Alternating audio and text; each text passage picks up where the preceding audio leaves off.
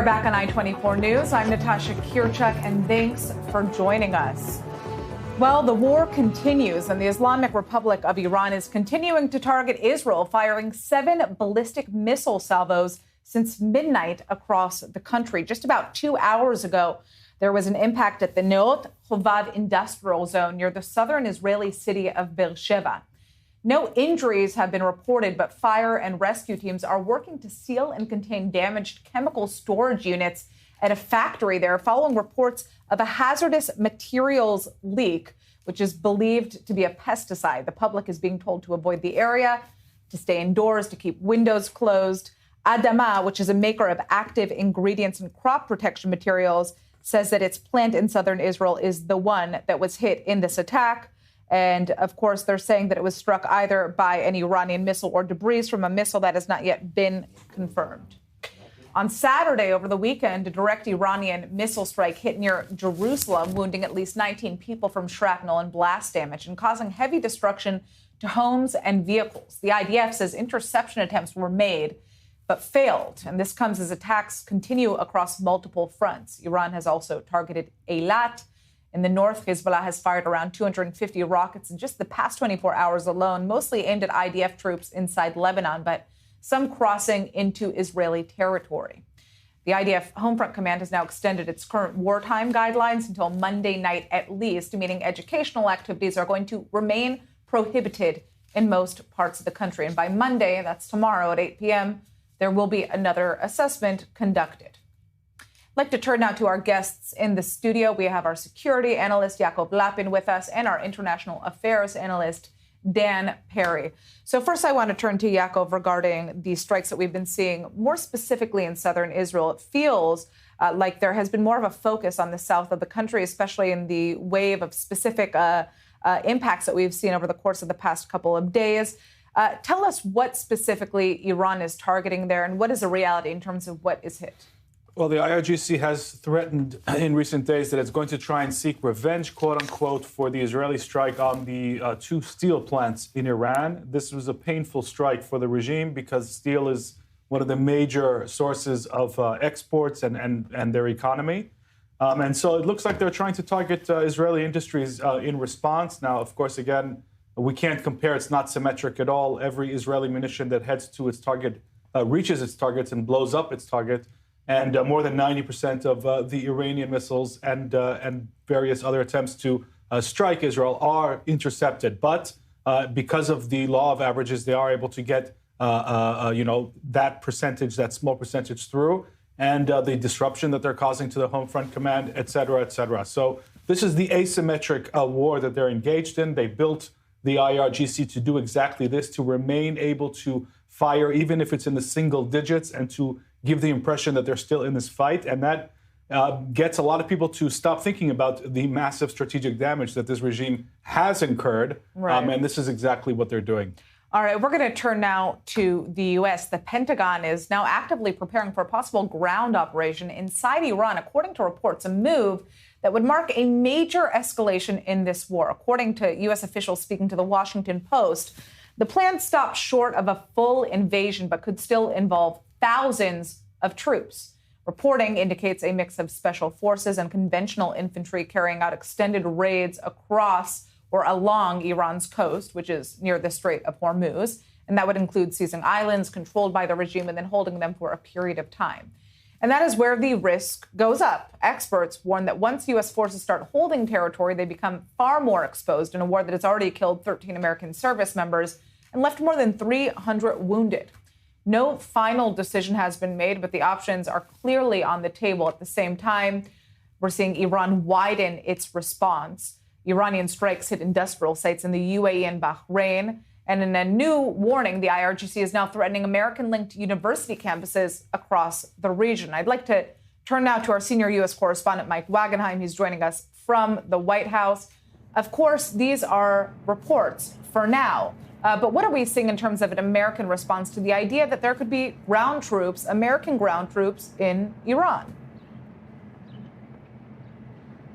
Well, it's certainly not a popular idea, and the war itself is not particularly popular here among the general public in the United States. So for any number of reasons, for Democrats. It's another overreach by President Trump, focusing on something other than affordability for some members, not all, but some members of his quote-unquote MAGA base. They feel it's a broken promise of sorts not to get into these types of foreign wars to begin with. Now, when you add in a component of ground troops and you're talking about an extension of the war, one U.S. official said it could add weeks, another said it could add months. Rising energy prices to go along with it certainly won't be decreased because of ground troops in the short term. It'll probably go up, if anything. And then you add to that what is undoubtedly going to be a loss of life, a loss of more treasure, a lack of focus on the economy. Republicans in Congress right now probably not going to go along with it for very much longer as a whole because of the pressure it puts on them in dealing with their own constituents in terms of the affordability issue. So, again, unpopular war to begin with, adding ground troops and all that goes with it. No early polling on it because it hasn't happened yet, but the very thought of it is certainly not going to help with the president's popularity. All right, stick with us. We're going to come back to you shortly, Meg. I just want to turn to our analysts in studio. Jakob, I want to come to you just briefly about what the goals ultimately would be. Why bring in ground troops now? What is that going to effectively do? I think that we're at the intersection here where every side is going to calculate on whether it needs to escalate or whether there's an off-ramp. Now, what the Americans are saying is, look, CENTCOM hasn't been preparing for this war for a day. They've got contingency plans in case the airstrike phase doesn't get the Iranian regime to agree to open up Hormuz. What that means, by the way, in practice, opening up Hormuz is another discussion. And to stop firing missiles at Israel and Gulf allies and U.S. bases. If the regime really insists on continuing, the Americans are saying, okay, we have contingency plans in place. Karg Island is where 90% of Iran's exports go through. This would cripple the Iranian economy. There are also, talks from the president himself of striking the Iranian electric grid and basically plunging the Islamic Republic into darkness. So these things are being put on the table. But at the same time, the U.S. president is signaling very clearly that if there's an off-ramp to be had, he's interested. Right, which turns me to you, Dan. I'm interested to hear your take on, whether this is just a negotiating tactic, given the talks that are ongoing right now between the Islamic Republic and the United States, or if this could ultimately be a reality. In the present phase, everything is a negotiating tactic, but some things are non-negotiable. And as always, the question is, what are the goals? It is a victory for Iran that the goals that are being discussed in public are now that they should stop firing at the Gulf nations or at Israel and that they should reopen the Strait of Hormuz, because neither of those problems existed before the war. That would mean Iran getting what it wants. The discussion right now seems to no longer be about what the U.S. is demanding of Iran, and that in itself is an Iranian victory. And that is why we see very clearly that we have had a flipping of the psychology here, because in the early days of the war, the Iranians were battered so spectacularly, decapitated so stunningly, and seemingly on the back foot, that there was real talk of, if not regime change, in terms of surrender. The fact that the regime survives for a month, and at this point has shifted the discussion into finding a way to end what has been their counterattack, is in itself a victory for them that makes them feel like they're winning the war. And I fear for Trump at this point, since he has to find a way to spin this into a win ahead of the midterms, given the price that has been paid, I do not think he can simply succumb to the blackmail of Hormuz or even of the missiles being fired at his allies. And that would suggest an escalation may be coming. And that could take the form of Karg Island or other assets being seized. All right, we're going to turn to our next story here. This is just out. 10 Kuwaiti military personnel have been injured in yet another Iranian ballistic missile attack on a military camp in the Gulf country. The Kuwaiti army just put this out here. So as we just heard, attacks by Iran are ongoing on Gulf nations. Meanwhile, mass protests are sweeping across the United States, and they're growing, not shrinking. The latest wave of so-called No Kings anti-Trump rallies drew crowds in all 50 states with more than 3,000 events planned, many of them now happening outside major cities, and a sign that the movement is spreading into more conservative areas. The protests are largely driven by anger over President Donald Trump's handling of the war with Iran, along with rising fuel prices and broader concerns about executive power. Organizers say participation is surging in suburban and traditionally Republican areas, with a nearly 40% jump in smaller community events since the movement began. And with midterm elections approaching, the question now is whether this energy on the streets can translate into real political impact at the ballot box, which turns us back to the White House, where our senior U.S. correspondent Mike Wagenheim still is with us. You know, we're seeing these protests expand. How significant is that shift politically? And are the protests as big as they're being covered to be on international headlines? Keep in mind, because these protests are so widespread, 3,000 plus locations here in the U.S., some 3,000 around the world, gets tough to independently verify, the totals. But the organizers say it's upwards of 8 million. That would make it the second largest single day protest in U.S. history. The previous, or the all-time high was Earth Day many decades ago. But beyond that, I think what you mentioned in terms of the spread of it to more rural and almost by definition, conservative areas certainly would be of concern for the White House. Listen, I don't think they're narrowly focused on these particular protests per se, but it's a part and parcel of the general kind of undertones around the country right now. You look at recent special elections and gubernatorial races that have shifted toward Democrats. Even a Democrat won in Donald Trump's Mar-a-Lago district there down in Florida just a couple of weeks ago. You look elsewhere at Republicans resigning en masse from Congress right now, wanting to get the heck out of Dodge before they fear Democrats are going to have a large takeover. So the numbers themselves tell a small part of a story of what is a more overarching concern right now for Republicans in terms of this momentum heading into the midterm elections, what kind of candidates Republicans can really put forward to try to push away what's expected to be a pretty hefty blue wave upcoming. How much of this movement is really about the Iran war versus broader frustration with the administration? And, what could this mean in terms of those midterm elections for Trump? What could the rest of his presidency look like if the midterm elections don't go as planned? Tough to quantify and separate out issue by issue, but keep in mind, this is not the first wave of the so-called No Kings protests. This is the third round now, and the other two were well before the Iran war took place. There are other top-line issues, immigration, cost of living concerns with health care, with housing costs, things of that nature. Even Ukraine, another foreign war, took some precedence in previous rounds as well. So tough to separate it out. But again, as we spoke about a few moments ago, Natasha, with the overall unpopularity of the war and the way it's going right now, you throw one more thing into the mix, certainly doesn't help the president. All right, Mike, thank you for that update.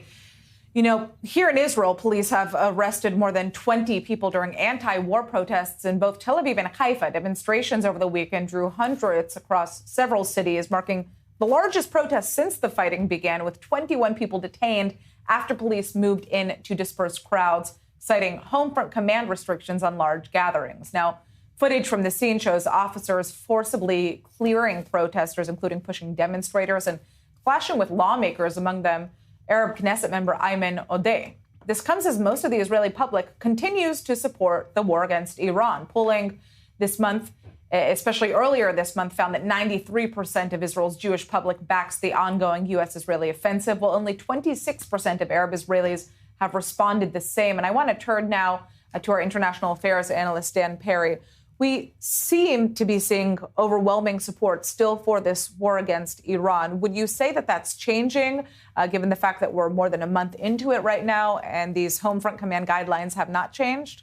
I would say it probably will diminish over time, but the bottom line will stay the same, which is that the Israeli public has a lot of sympathy for action against Iran that demands an end to the missiles, the nuclear program, and the militia program, which would mean Hezbollah and Hamas and the Houthis, while not exacting a very high price on the Israeli home front. Now, of course, almost between over a dozen people have been killed, but it's not 20,000. And the Israelis had been prepared to absorb some casualties, but not mass casualties. And as long as that continues, which is a function of Iron Dome and Arrow 3 and the other missile defense systems more or less succeeding, as Yaakov said, the law of averages means some missiles get through. As long as that fundamental equation is preserved, and there seems to be some hope of achieving some end to this, other than reversing Iran's actions, but actually getting Iran to concede some points, I think support in Israel will remain high. All right. Well, we're going to turn now to northern Israel, and we're also going to talk about the the residents of northern Israel feel right now about the ongoing war. An IDF soldier from the United States has been killed in southern Lebanon as fighting with Hezbollah continues to escalate along Israel's northern border. 22-year-old Moshe Yitzchak Katz, a lone soldier from Connecticut serving in the paratroopers brigade, was killed in a Hezbollah rocket attack overnight, and 3 other soldiers were wounded in that very same strike. Now, Katz had moved to Israel on his own to enlist following his sister's footsteps and was expected to return home for Passover this week, but he chose to stay and fight with his unit. His family is absolutely devastated by this news. Now, the IDF says that another 2 soldiers were wounded in a separate Hezbollah attack that same night. A senior officer from an elite combat engineering unit was one of them. And this comes as Israeli forces push deeper into southern Lebanon, carrying out heavy strikes on Hezbollah strongholds after the group resumed rocket fire on March 2nd, breaking months of relative quiet following a 2024 ceasefire. And since that point, at least 5 Israeli soldiers have been killed in this front alone. Let's turn now to our correspondent, Balid Sadin. He is in northern Israel. Balid, we have been seeing alert after alert in the north. Break down what the latest is.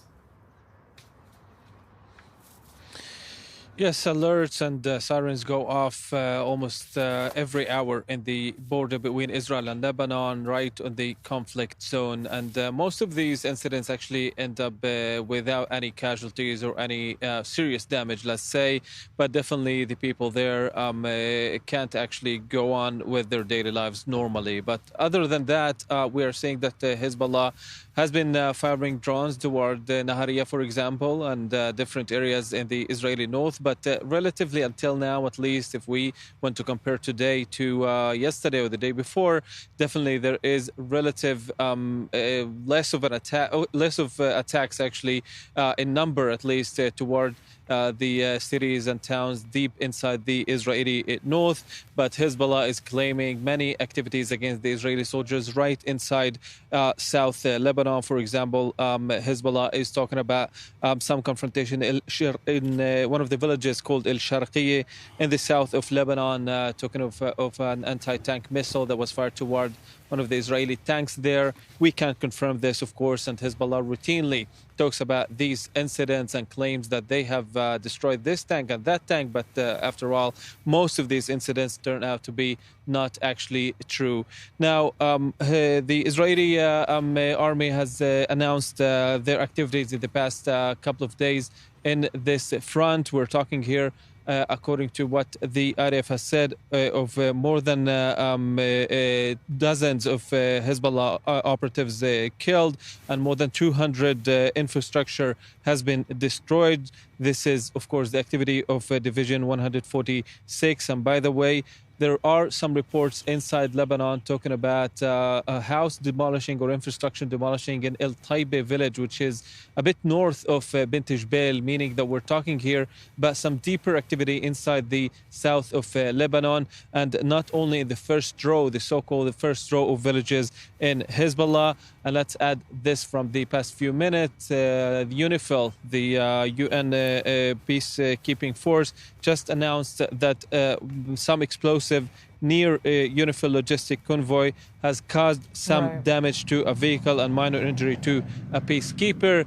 They did not name who actually planted this explosive, but we know that Hezbollah is also using these improvised devices, and they, of course, can cause a lot of harm.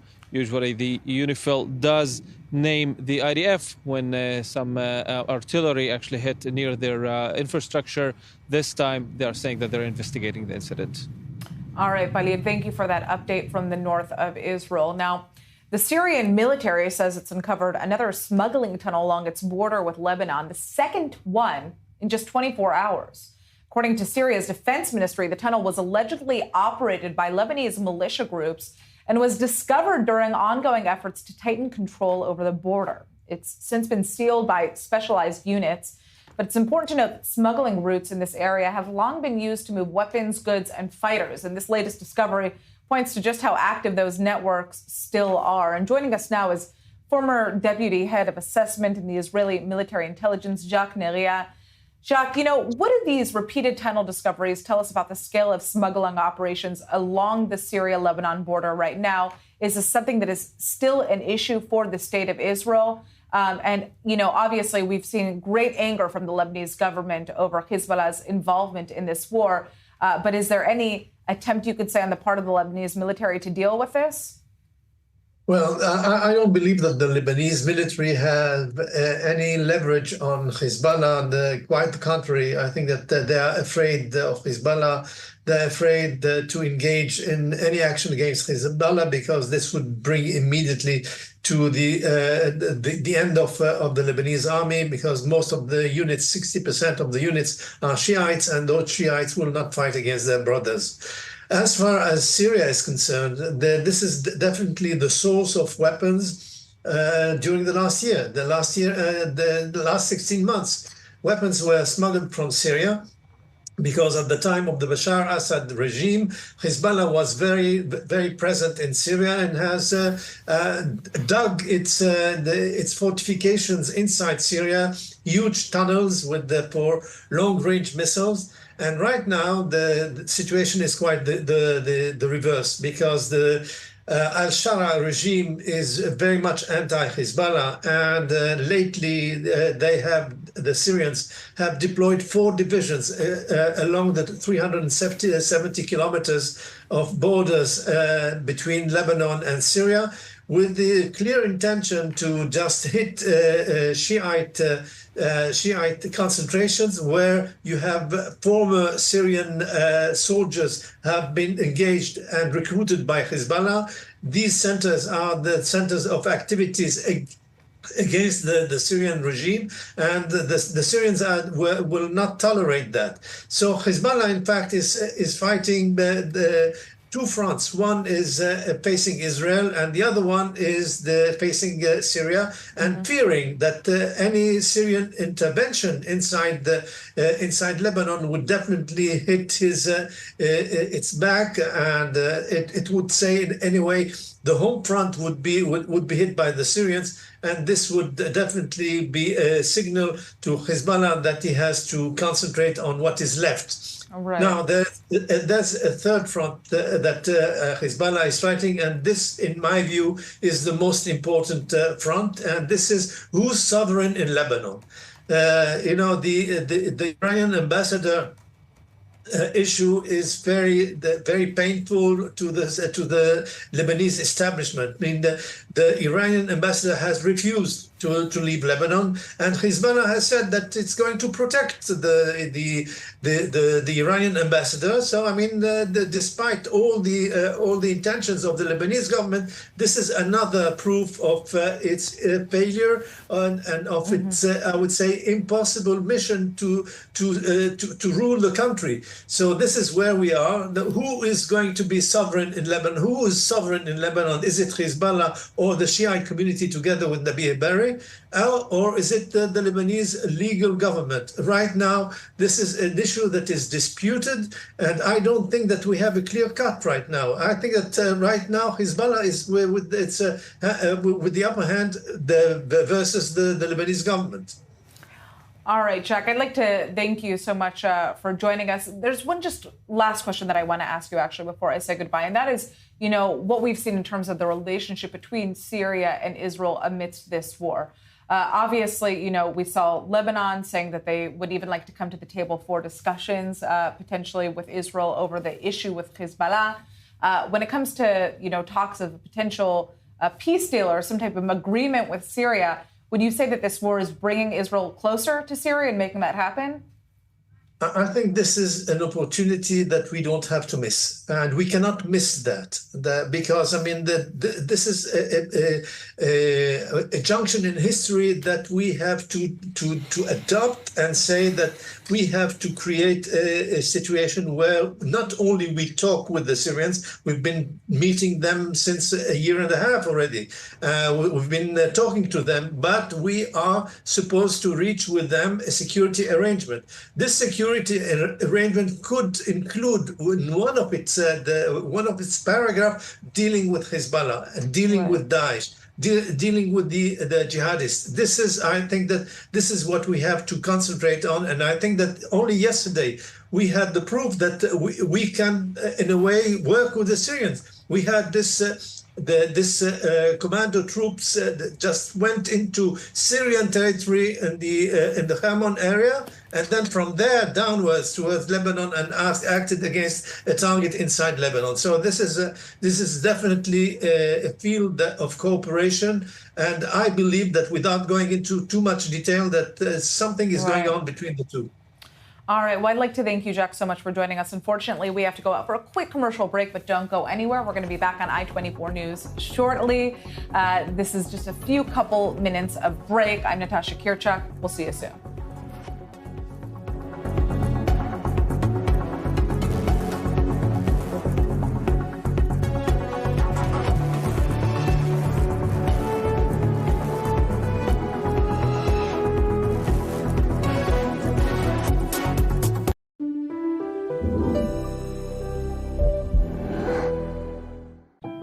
My name is Eli Sharabi, and I lost my wife, Liane.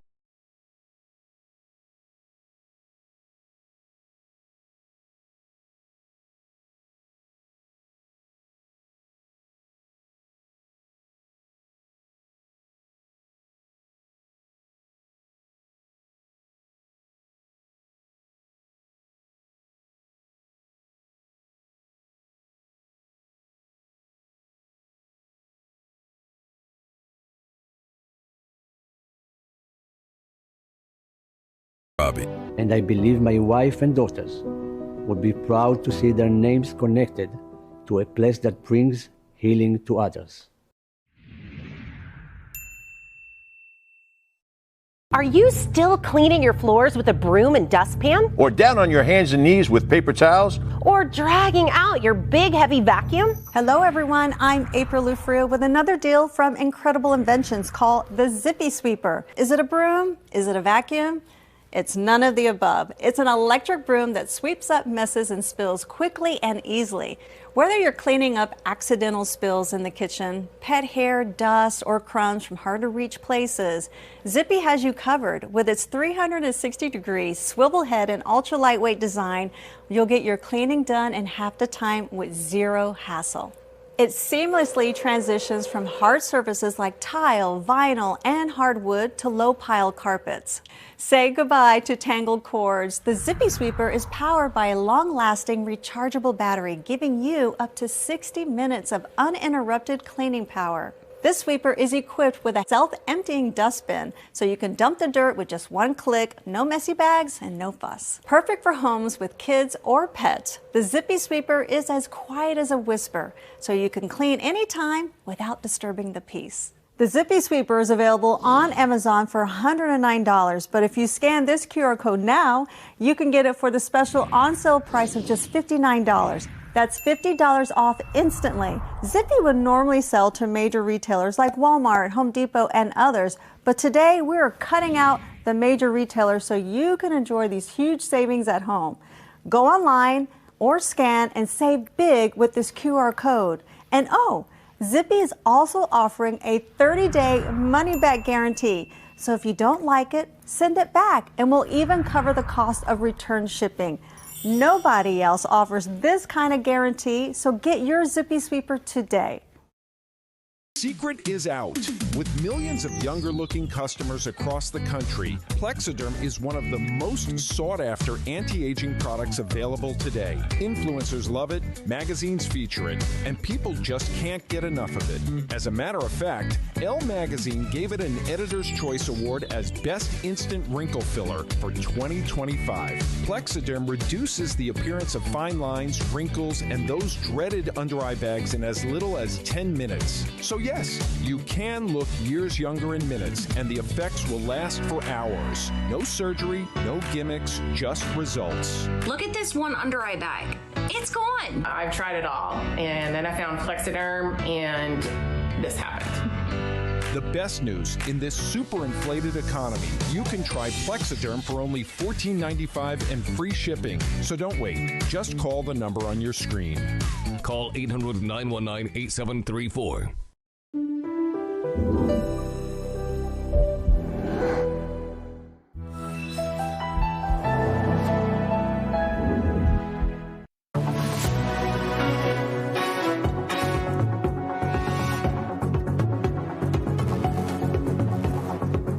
And we are back on I-24 News. I'm Natasha Kirchuk, and thanks for sticking with us after that break.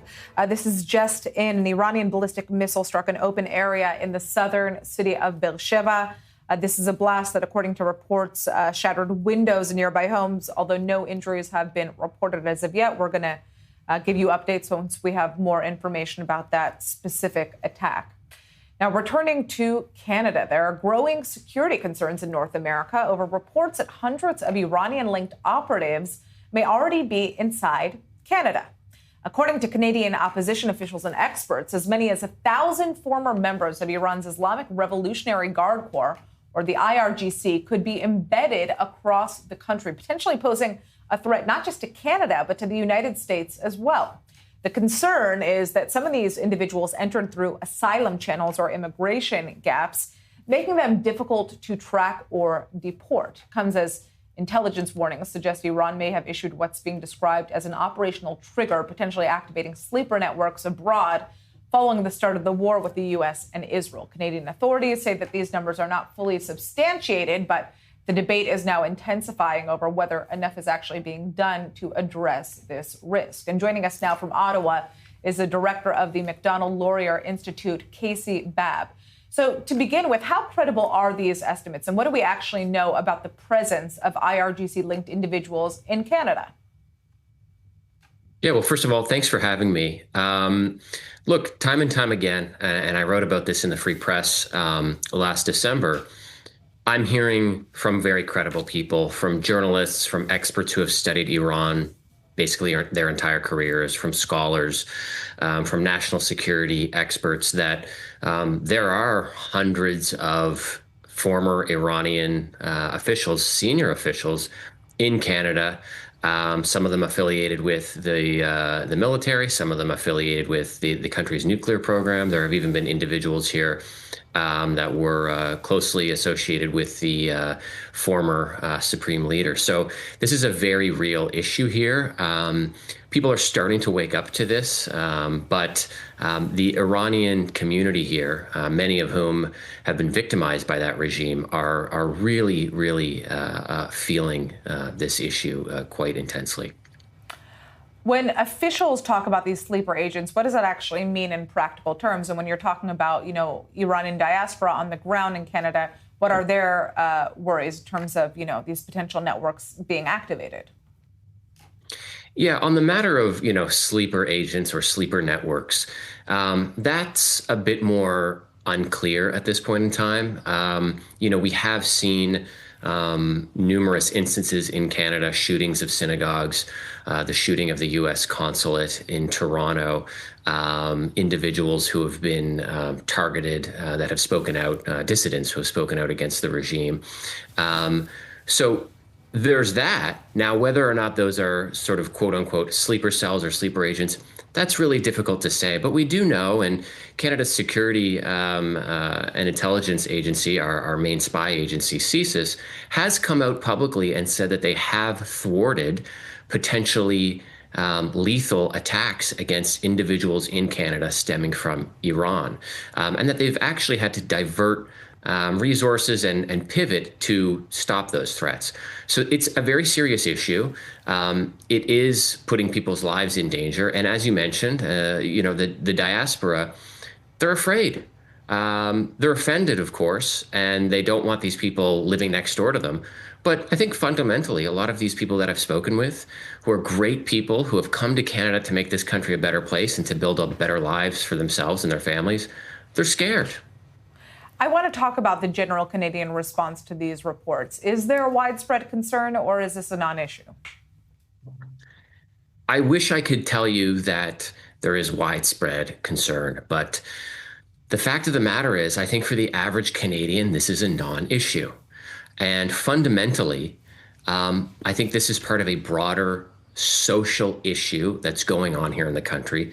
That's a very serious threat. Maybe, in my opinion, I could consider it possibly the most serious issue that the country is facing right now. And that is that for decades, and especially the last several years, we've been taught not only that diversity is our strength, but that it's also racist to question any level of diversity, unless, of course, it's Jewish or Israeli diversity.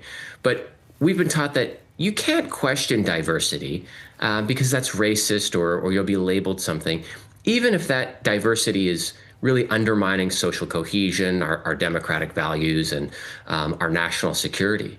And so, in my mind, if we're going to stop the bleeding, and far beyond the matter of Iranian officials coming into Canada, we need to wake up to the fact that, tolerating intolerance is going to end up destroying us.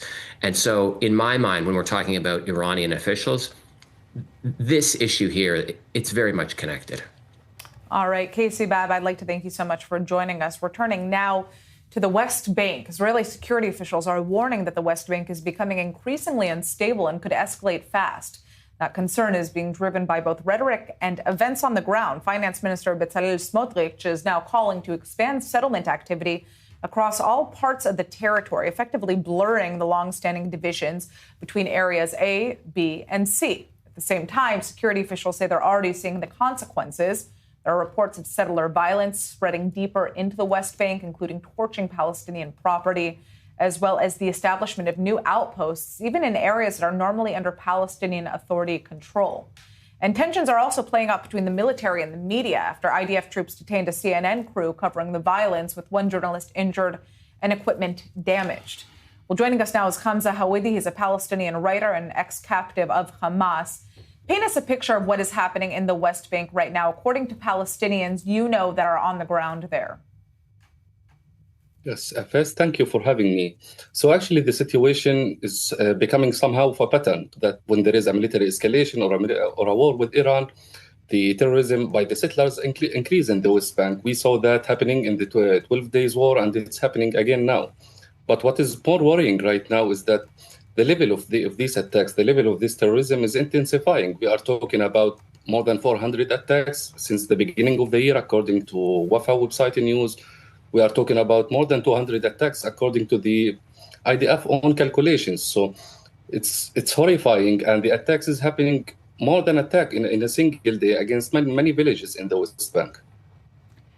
We are hearing this rhetoric about blurring areas A, B, and C. How significant is that shift from what you are hearing from friends on the ground, and how's it being interpreted by Palestinians? Yes, it's actually being given as an argument that even in the West Bank, when there is no Hamas live there, or there is no militias as it was in Gaza, there is quite horrific attacks happening by the settlers, and unfortunately, the army stands by or doesn't help, and the police in Israel has its resources being directed towards other places. So the rhetoric among the Palestinians that even when there is no Hamas in the West Bank, we are seeing terrorist attacks happening on a daily basis, and the government, the army, or the police is not doing much to stop it.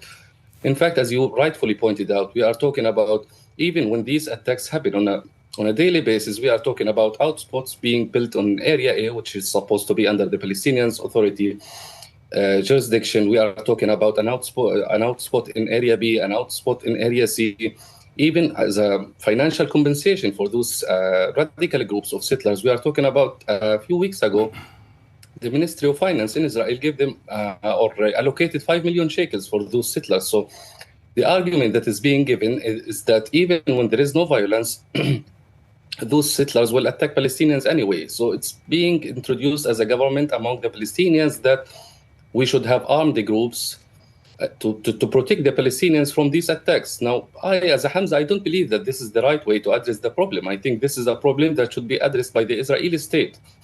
Unfortunately, I cannot see anything of that happening in the meantime.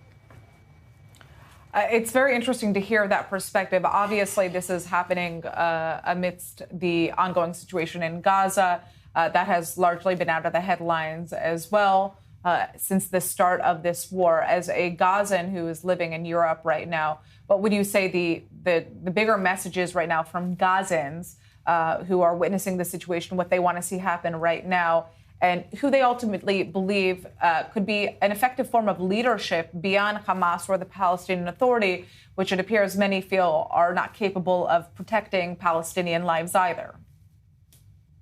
Yes, that will actually take me to the point that I was just talking about, because right now we are having a proposal that was presented by Nikolai Melodorov from the Trump's Board of Peace, which includes disarming Hamas for a complete reconstruction of Gaza, unity, and the first step towards resolving the Palestinian question. Now, as I said, the argument that is being given that, look at the West Bank, they are not armed, there is no armed groups, but still the violence happens. So the argument that Hamas or these armed groups in Gaza should have these guns, so no violence like this one that's happening in the West Bank does not come to the Gaza Strip.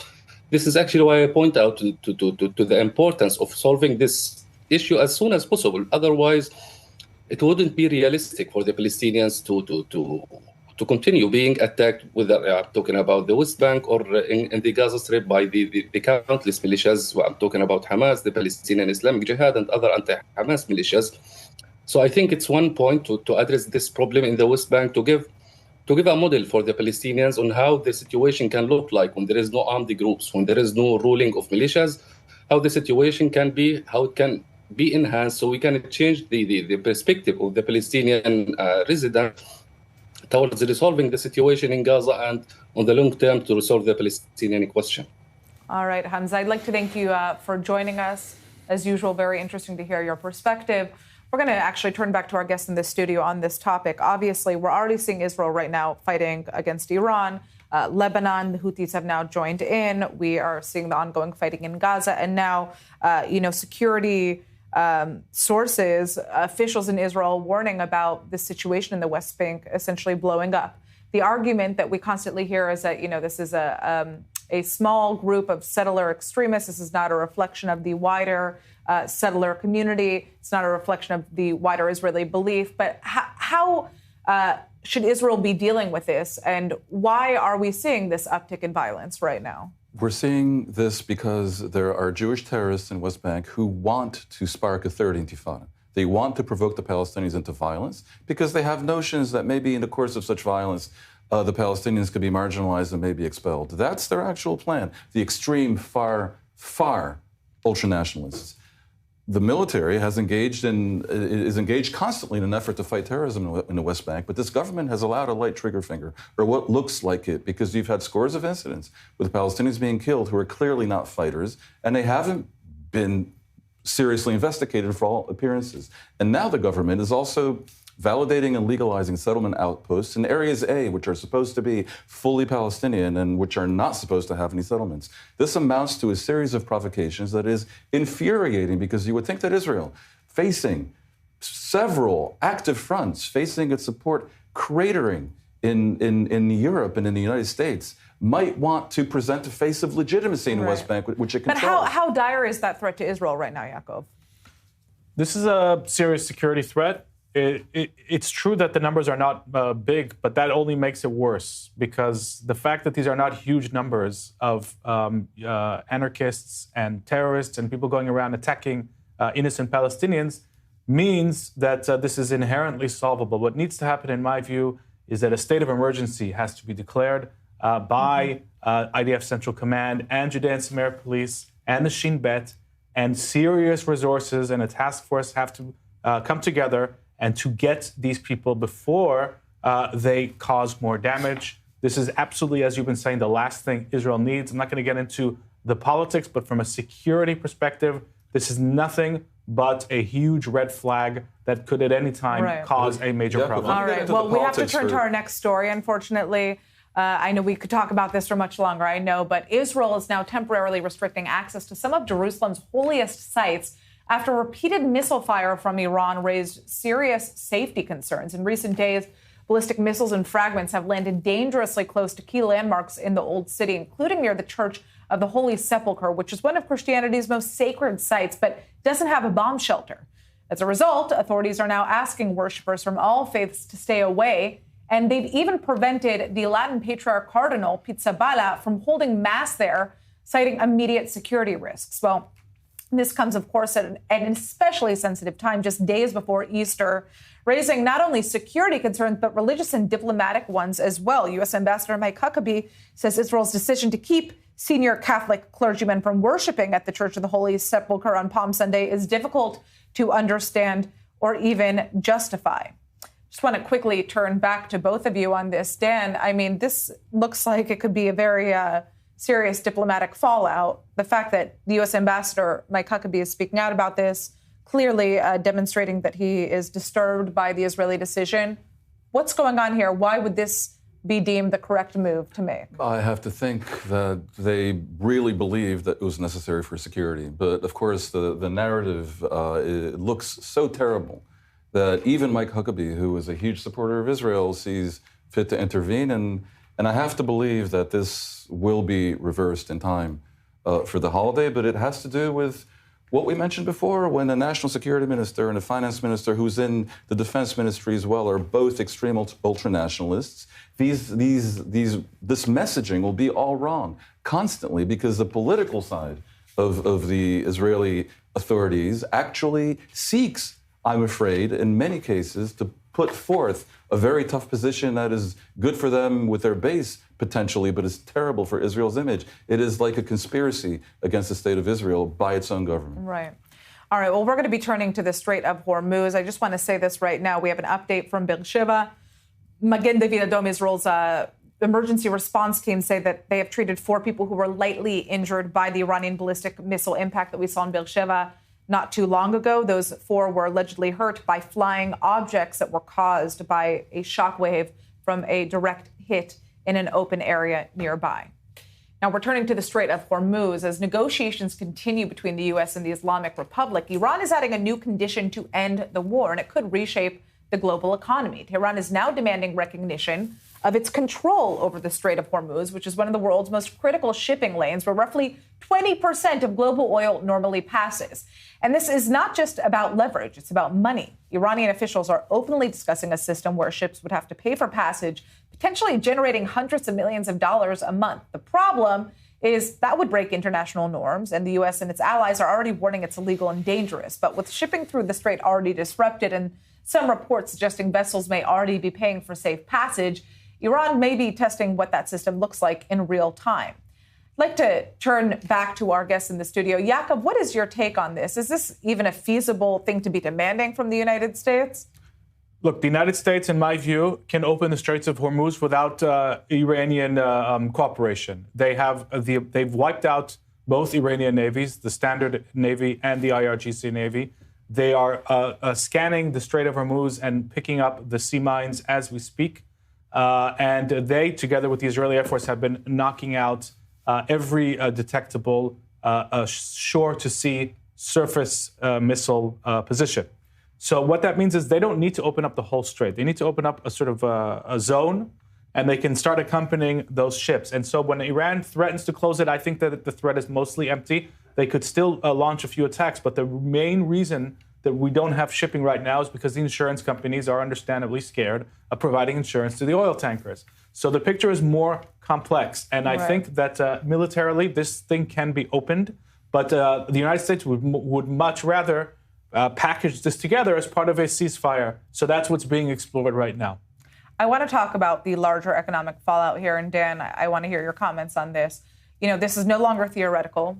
We are already seeing this hitting countries around the world. What began as a regional conflict is now being described as the largest oil supply disruption in modern history after Iran effectively shut down the Strait of Hormuz, which, like I said, is a route that normally carries about 20% of the world's oil. So prices have surged as a result of that. We're seeing energy supplies tightening. Governments from Asia to the Middle East are already rationing fuel and cutting energy use, and it doesn't stop at oil.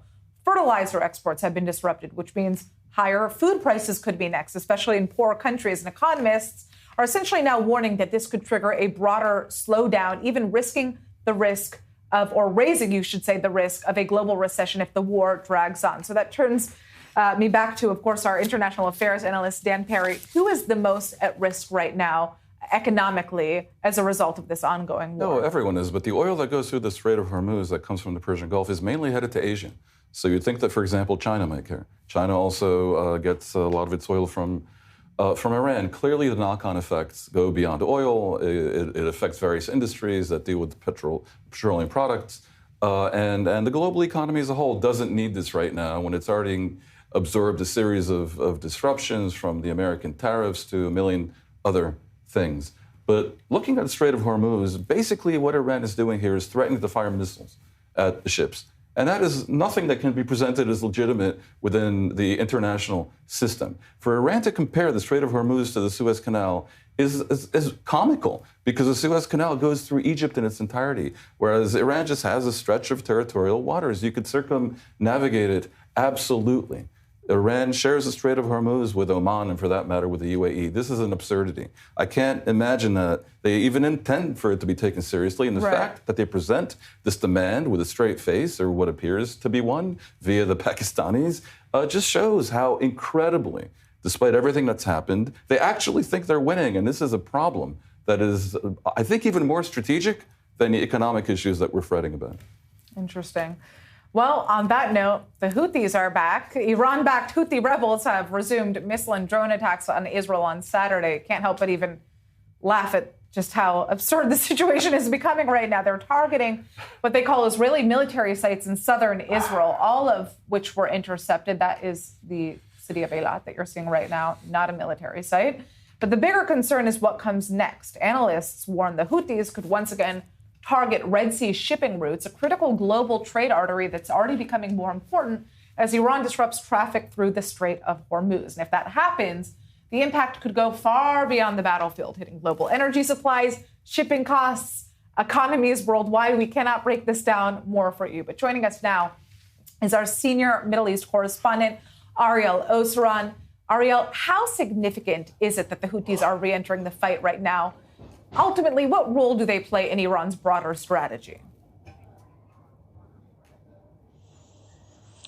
Right, Natasha. So we see another one of Iran's proxies joining the fray, pretty much besides Hamas and Palestinian Islamic Jihad. The entire Iranian axis is active in this war. Now, the Houthis, they placed a threat just 12 hours before they launched their first ballistic missile at Israel, saying that as long as U.S. and Israeli attacks continue on all the countries in the, quote, axis of resistance, meaning not only Iran, but also Iraq, Lebanon, even Gaza, as long as these attacks continue, they have their fingers on the trigger. And I guess they were a little trigger happy because just 12 hours after that, they already launched their first of 2 ballistic missile attacks on Israel yesterday. Now, what they're saying is they're saying that these attacks are going to continue as long as Israel and the U.S. continue to attack all those countries, indicating that even once the war in Iran is over, we may still be seeing Houthi attacks on Israel as well as the Bab el-Mandab Strait, that is in the Red Sea, basically completing the complete closure of the key waterways surrounding the Arab Peninsula, with the Strait of Hormuz to the east, and now also a significant threat to the Bab el-Mandab Strait on the western part. Yaakov, I see that you're kind of nodding or shaking your head in regards to this. What did you want to add to what Ariel was saying? Just to add 2 things. First of all, the timing of this is not a coincidence. It seems pretty clear that the Iranians were waiting for when to activate the Houthis for exactly the reasons that Ariel mentioned, to threaten the Bab el-Mandab as a secondary energy export waterway. So they're threatening both Hormuz and Bab el-Mandab.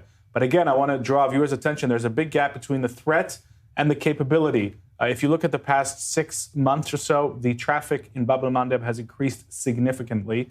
And again, that's not a coincidence. The American Navy is there. The Israeli Navy is there. Now we're also hearing talk about a possible base in that area. So at the end of the day, yes, they want to threaten, and they want to time this to make it look like they have a new card to throw a lever into the negotiations. But I don't think we have to take every Iranian threat at face value. It's a threat, but their ability to follow through and actually close this waterway is in doubt.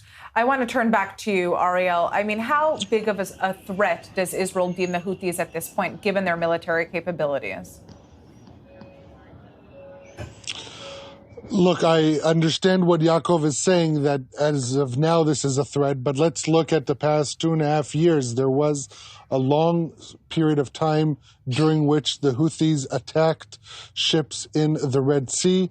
This prompted the United States to carry out 53 days of consecutive strikes on the Houthis, and that ended with an agreement between the Houthis and the Trump administration to end those attacks. So they could resume those attacks at any moment, as they had in the past. Now, one other reason why this is very significant, the Houthis joining, is they're saying that not only will they continue to attack Israeli and American sites, but saying that this could also happen in, quote, friendly Arab countries, indicating that, like Iran, they could be targeting Gulf Arab countries as this continues.